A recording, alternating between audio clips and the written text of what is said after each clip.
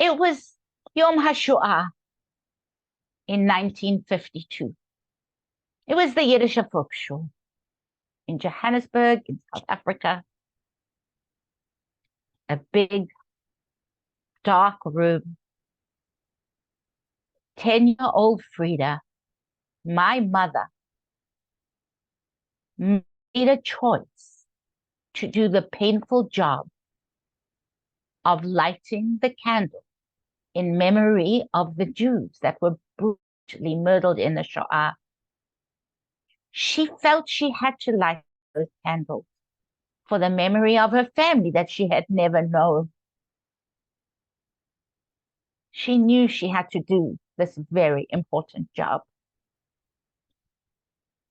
This little girl made such an impression on the poet Yosef Papanikov that he wrote a poem about her lighting the candle. On the day of mourning for 6 million, when our people uncovers its still raw wounds, Freda took her own 6 candles and lit them as an adult would. Papanikov and Freda's father, Yudel, talked until the early hours of the morning. Freda remembers waking up and seeing them still talking. And her father told her they talked until 4 a.m. Papanikov published the poem in his book, Over Ruins, all poems about the Shoah. My mother's grandparents, Yoshua and Riva, were last seen alive in the Vilna ghetto. My mother's uncle David and Aunt Essia tried to escape. They went to Lida, which was about 65 miles away. They hoped to make a better life for themselves there. Unfortunately, that was not to be. They were shot alongside 30,000 other innocents. The brutal mass murder of our people, the people we loved, left a deep tear in the fabric of Jewish society. And we know the pain remained raw and unhealed for many generations to follow.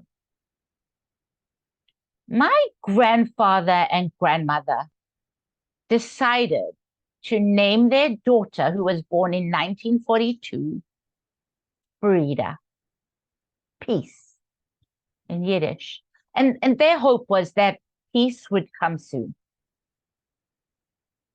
And 10 years later, that little girl, Freda, would be lighting the candle at the Yiddish Volksschule in South Africa. Now, when they named my mother, they couldn't follow the usual Ashkenazi tradition. They couldn't name their child after those who have died.